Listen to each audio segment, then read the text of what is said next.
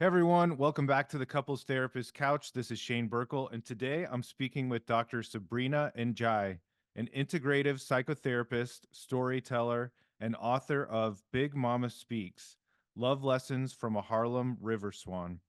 Hey Sabrina, welcome to the show. Hi, Shane. Thank you for having me. Yeah, thank you so much for coming on again. For anybody who enjoys our conversation today, you should definitely go back and listen to the episode where we spoke last time. We'll look at what number that was, but I will put it in the show notes so people can check it out really easily. You and I ran into each other again this year at the Networker Symposium, and I think both of us were like, oh my gosh, we need to talk again. So I'm so glad you took the time to come on. Thank you so much. Thank you, Shane. Yeah. And we were just talking before this, and you were talking about how everything in our life is part of our spiritual journey. Mhm. And so many people have an attachment to the outcome of their relationship or whether they get divorced and have much judgment about that towards themselves oftentimes. Anyway, I'm really excited to get into some of these topics, but before we do that, why don't you tell everyone a little bit more about yourself? About me. So I like the one sentence. I'm a Right. therapist. Yeah. I've been a therapist for 36 years. I keep saying 35, but it's really 36 years. I'm somebody's mom. I'm somebody's wife, lots of people's friends. And I think at this point in my life, I'm also the mother, or in quotation marks, to a lot of younger therapists also, which is a very exciting thing for me to be young enough to be in the mix, but old enough to be the wise old owl with them. And I also consider myself a peace builder. So I do therapy and I write and I tell stories and I listen to stories. And then I see what I'm doing as a form of peace building, Mhm. helping people develop inner peace, helping people develop peace in their relationships with their partner. And also, I've been doing a fair amount of peace building globally and in my community. I live in Baltimore, Maryland. And I'm just like up the street from Washington, D.C. So I feel like all of these elements together are shaping what I am doing personally and professionally. Yeah, that's great. And before we get into everything, can you tell everybody a little bit about your book? Oh, my book, my tiny, mighty book. No one can see it, right? I'm just showing Yeah. it anyway. Yeah, I do release the videos now Oh, so you do? people can see. Yeah. I'll Yeah. stick it up there. So Yeah. right now, my little tiny, mighty book is called Big Mama Speaks: Love Lessons from a Harlem River Swan. And it's actually a book that's dedicated to my maternal grandmother. When she was in her early 30s, she was a single mother. I just want to clarify that one of the things that I teach people is everything that happens in your life lends itself to your career path, the choices you make. And even though they're challenging, they're very holy and meaningful. Mhm. So I preface it with that because what happened to my grandmother set the stage for the work that I do in the world. She Mhm. was 33 years old. A police officer came, put a gun to her head, looking for her drug addicted brother. Not an uncommon scenario. She didn't know where her brother was. She already had high blood pressure. And that final incident, that violent incident, resulted in a debilitating stroke. And after the stroke, she lost all capacity to function. And her children, including my mother, almost ended up in foster care. And at the last, my aunt, my grandmother's sister, a woman, young woman in her 20s, stepped in, took all the kids, and raised the children. My grandmother was pronounced dead, and the last rites were performed. They were Catholic, and she woke up on Good Friday. Yes. Crazy, right? Wow. Woke up on Good Friday and lived another 51 years. Wow. So she became my teacher in so many ways. And so the book is about how I became her caretaker. And after she passed away, I started writing to her. And then I turned the writing into a dialogue between the two of us. And then I synthesized the themes from that dialogue into lessons for how to live this life. And that includes how to be in relationship. So the stories are broken down into each chapter is three parts. It's one about the dialogue between us. The second part is about how I applied it in my life. And the third part is how I applied it in my clinical practice. Because Oh, that's all of them make beautiful. me who I am. And so for me, I look at my grandmother's story and I'm like, yes, this is a horrible story. And it always Even your visceral reaction is not uncommon. Oh my God, the police Yeah. put a gun to her head. And it was horrible. And at the same time, that horror, that trauma, it shaped my whole family and it shaped me. And what I've been able to do is take that horror and also take the beauty that I have also been blessed to witness of a family that stayed together through that struggle, of people making sacrifices for each other, of an amazing courage and strength. And I'm putting all of that together into who I am, but also that is also what I am modeling for the people that are coming to me for guidance and support. It's They're coming amazing. to us. My life is crap. My marriage is crap. My kids suck. Whatever it is, right? Yeah.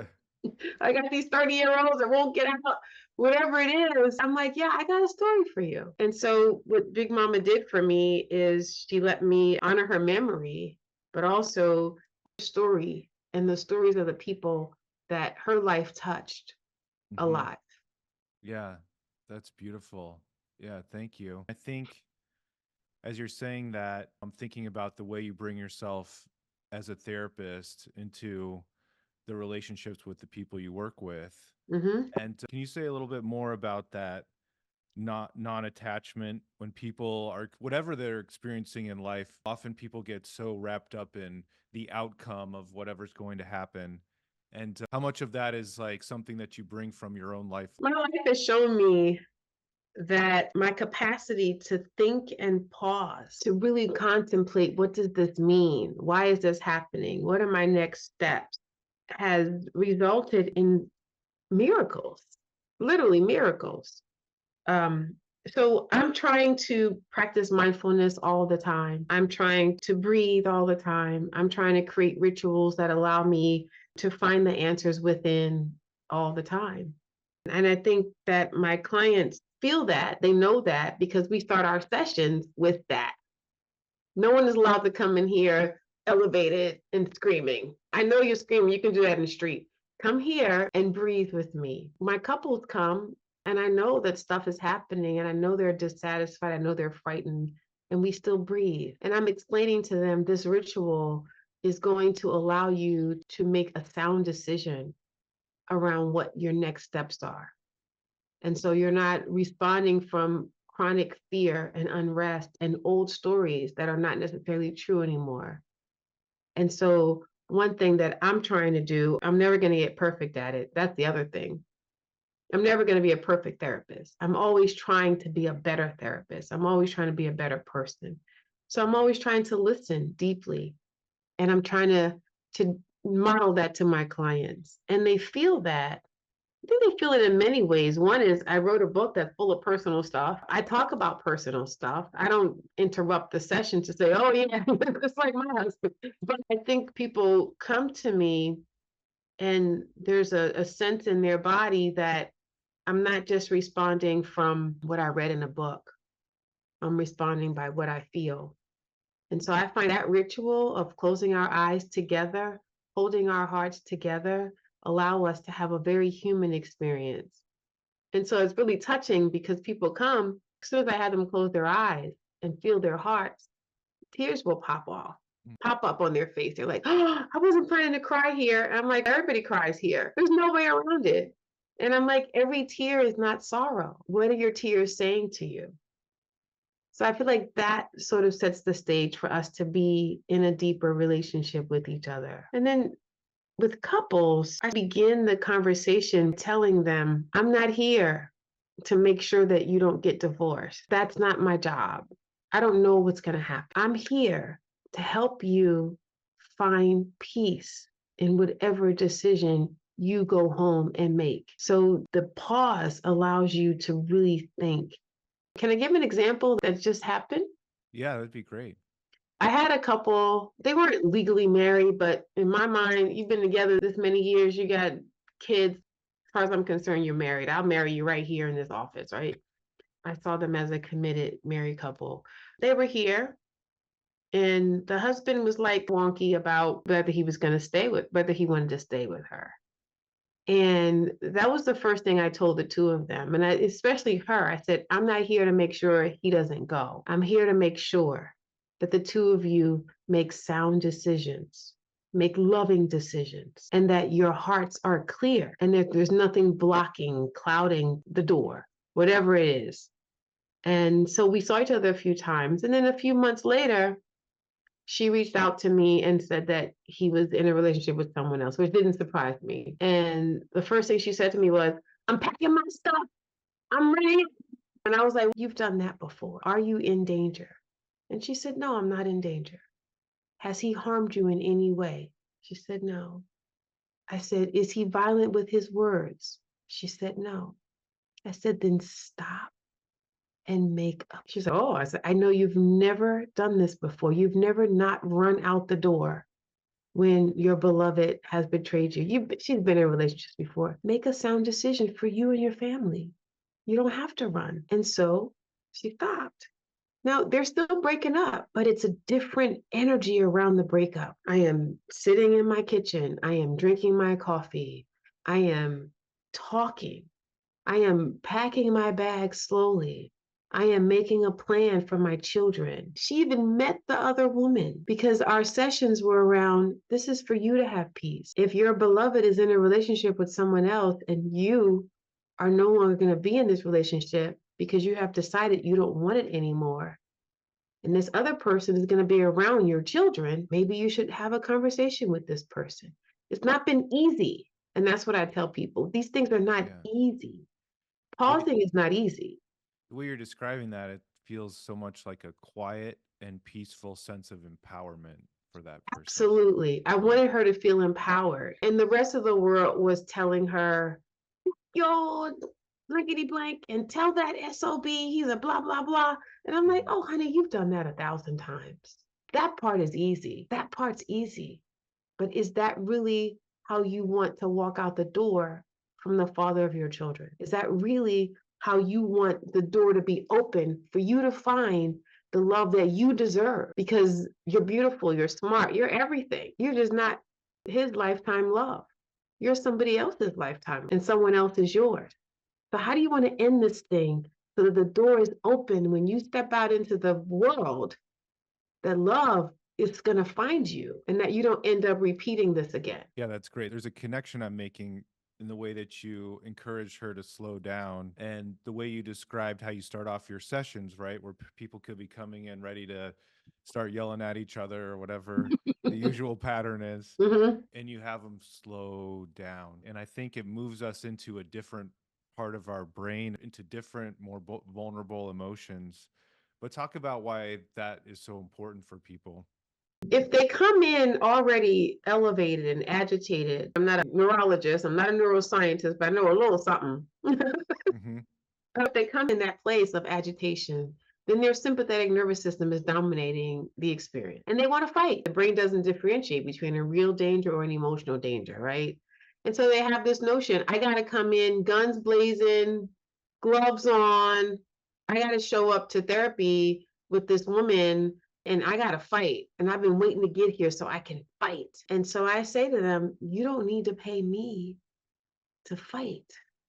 You know how to fight. Now, if you want to come and sit with me, you have to be willing to try something different. And when you try something different and you take that pause. And so while they're breathing with me, I'm literally educating them on their vagus nerve. When you take that breath, you're actually stimulating that nerve that travels up your spine. And when it gets to the back of the skull, it literally tells your whole all of your vital organs that it passes, that you're safe in this moment. And so the three of us are going to be in this moment. And in this moment, your body has the capacity to decrease inflammation. You can access your voice. You can release toxin just in this moment. That's what we're doing. And that is what they do. Now, if they refuse, I haven't had a couple refuse the breath ever. But if they refuse what I'm offering in my approach to therapy, I'm also okay with that. So I'm modeling what I'm teaching. I'm not attached to it. If you want to go, you're welcome. Yeah, that's great. Yeah, and I think part of it is giving people permission, modeling that acceptance for them about no matter how this session goes, no matter what types of conversations we have today, no matter what happens in your life, there's a level of that acceptance and non judgment that people can bring Hmm. to help them Not, I think it's moving away from the fear that you mentioned, right? So many people are making decisions based on the fear of, I'm supposed to do this a certain way. Yes. And then the rage that comes out, and that's also rooted in fear. And with all due respect, I find there's some differences with men and women. Yeah, And I me love too. women and I love men. But I find that a lot of the men that come to see me, what looks like anger is really their fear. Absolutely. And once they have a moment to name their fear, to name their hurt, what is the hurt? What is the fear that looks like anger? And then they can say it. And then there's a whole new opportunity. No matter what the outcome is, there's an opportunity for deeper connection and understanding. Some of my couples break up and circle back Yeah, a lot. well, and I think that it's so important and helpful for people to know, if you decide to break up, you're still a good person. You're not doing anything wrong. Everything's going to be okay. You'll figure it out. And then they can take a step back and just make whatever decision. And if they choose to be with their partner, it's not because they have to. It's not because they're scared of what'll happen if they don't. It's not like a pressure. It's because I know that I can leave and I'm freely choosing to stay with this person. Exactly. Exactly. And I think sometimes we get stuck in the movies or stuck in the pressure of what other people say we're supposed to do, and we go to war. And I'm always like, why are we in war? Why does it have to be a war? Yeah. And how painful that is. So I tell people, I'm thinking about another woman I work with, and I think the conversation that I had with this particular client was in the networker a couple of months ago, a couple of years ago. Good Lord. We have this 4 year break where they're like, I don't know what the heck happened in 4 years. But it was a couple years ago when this woman had a lot of negative things to say about the father of her children. Everybody's an adult now. And I said to her, were your children conceived in love? And she said, yeah. I said, so at some point you loved this man and you willingly conceived a child with this person. You weren't tricked, you weren't raped, nothing happened to you in this conception. She said, no. I said, so is that enough of a reason to let him eat a piece of chicken in your backyard at the cookout where he comes to see your kid? Is that enough? And she said, yeah, it is enough. That's it. Is that enough? Because that she had was he came to the house to see his granddaughter and the daughter, everyone was there and he was not allowed to eat. So it's like the 30 years of resentment. Mm-hmm. And her friends were all allies in this war Mm-hmm. that wasn't even worth fighting anymore. She didn't even know what she was still mad about. That reminds me too of something you and I were talking about before we started recording, which was people who experience a long-term relationship, maybe for 10 or 20 years, and then the relationship is ending and they say, oh my gosh, that was just a waste. I can't believe I Mhm. wasted the last 10 years. Yeah, I say no. Yeah. That, How do you help people make sense of that?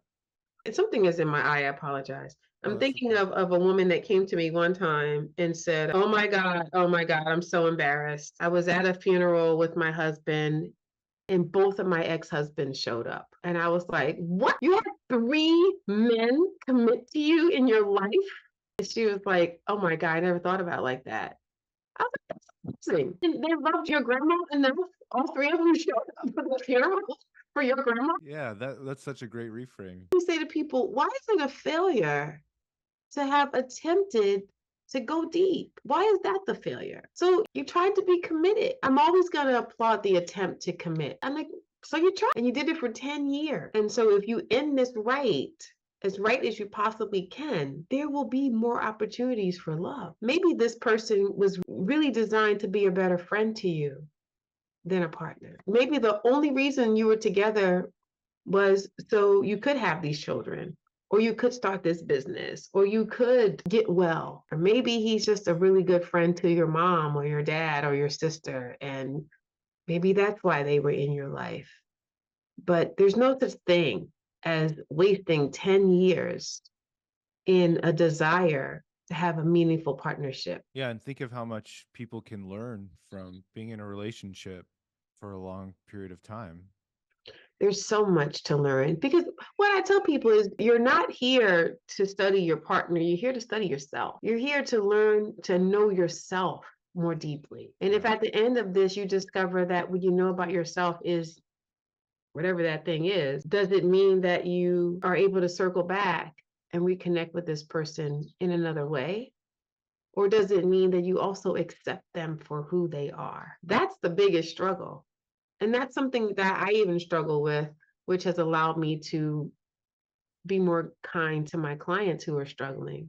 I don't know if you remember at the networker, Susan Cain was talking about being an introvert. Were you at that? Oh, yes, when she and David were talking together. When she was talking, and then David was talking, and I know David's partner. I'm listening to him, and I'm like, whoo, it's me I'm a complete extrovert, complete extrovert.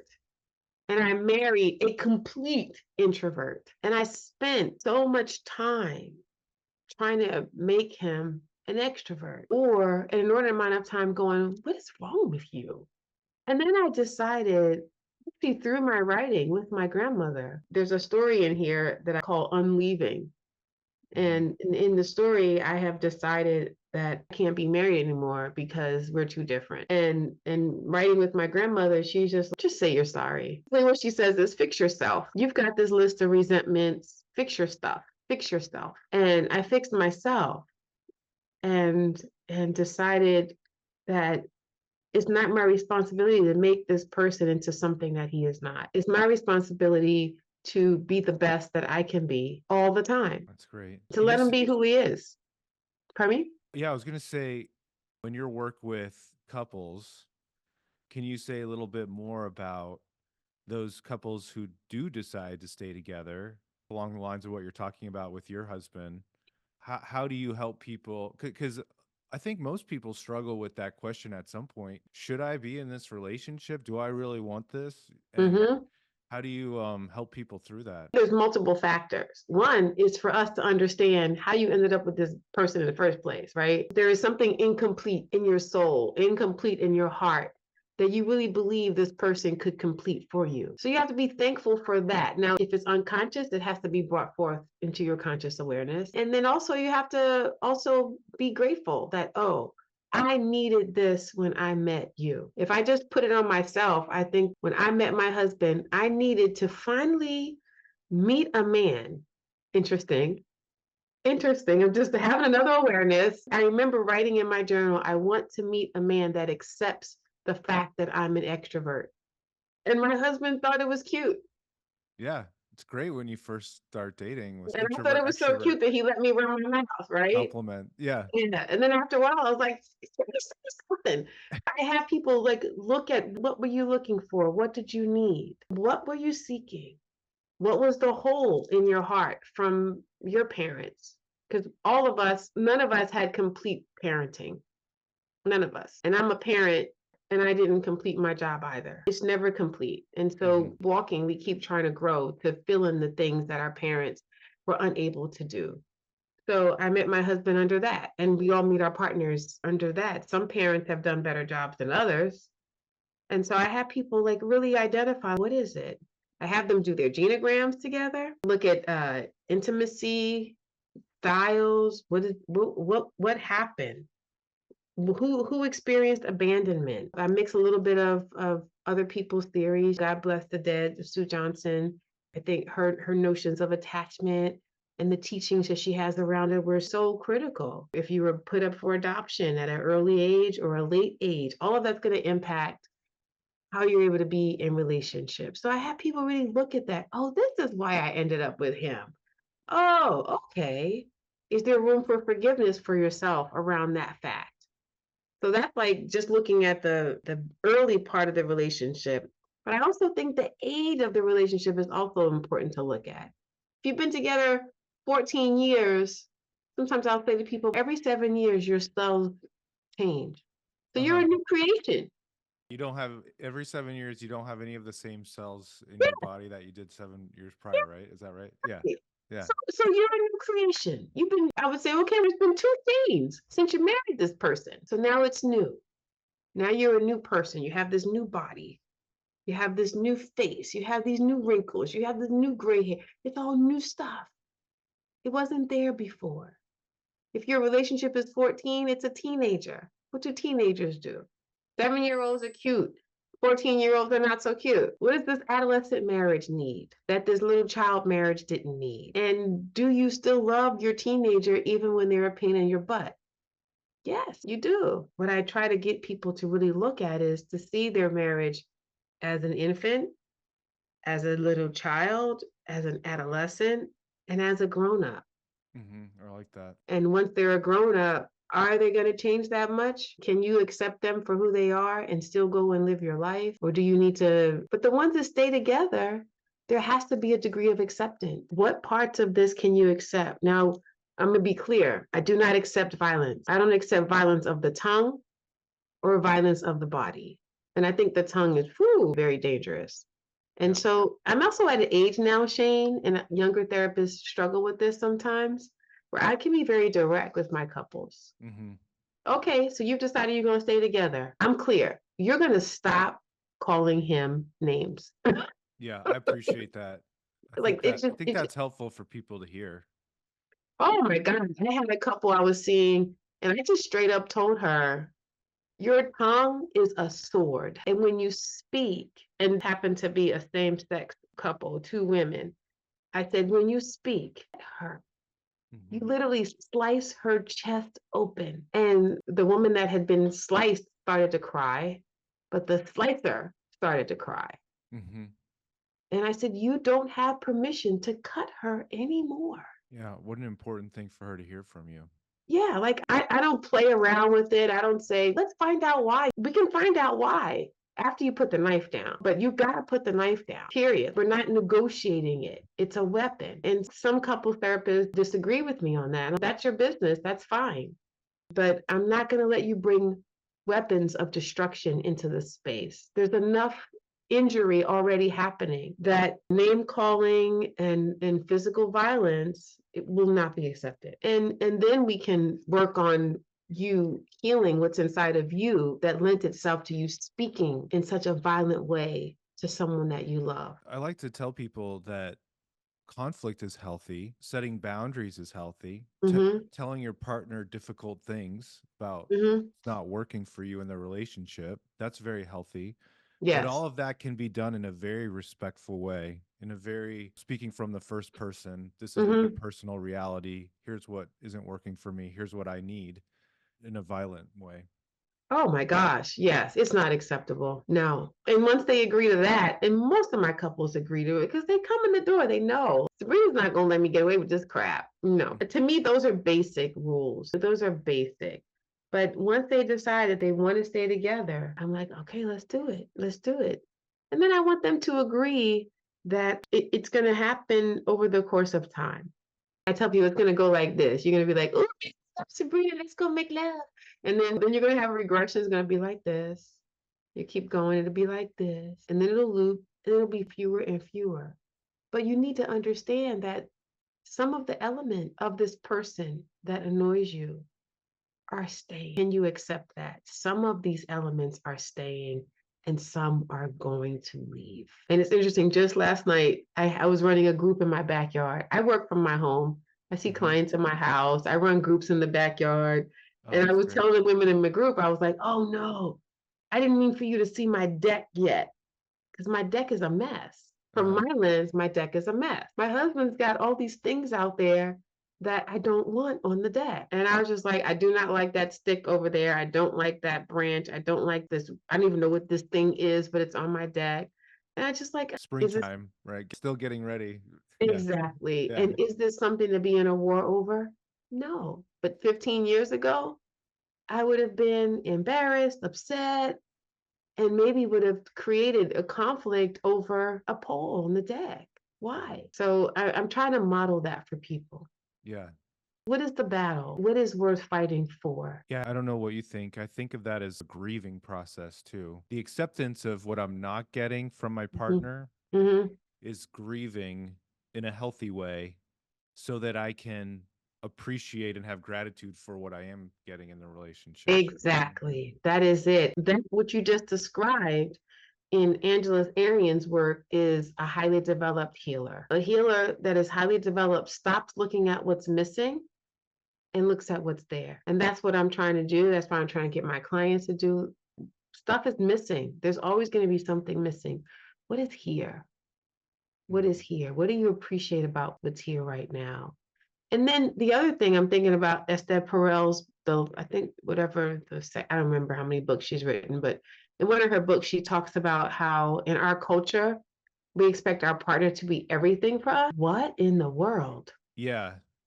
Yeah, How I think unrealistic. that was Mating in Captivity, Oh, okay. that book.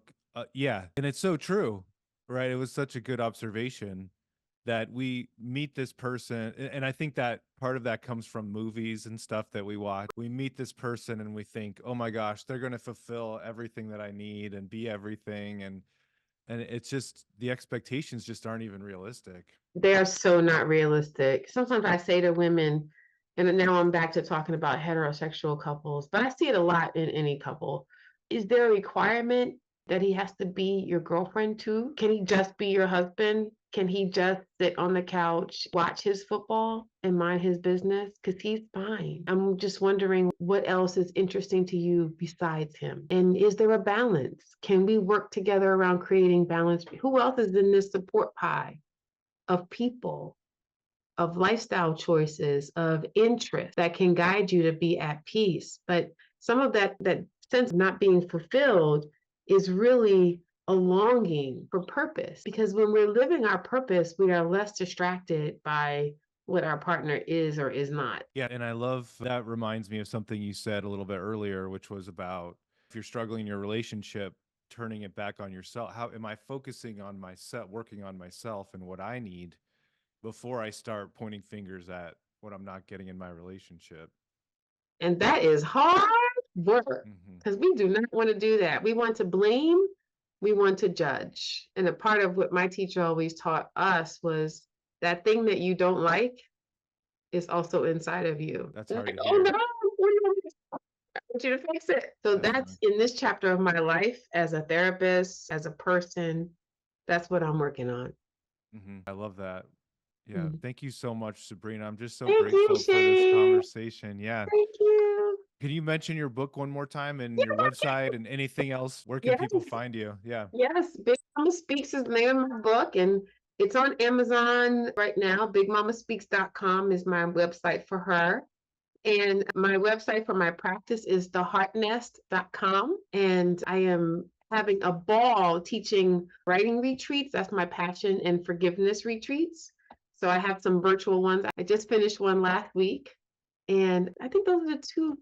And then I'm also doing an interfaith group, and I'm going to do another round. It's called Jerusalem's Daughters.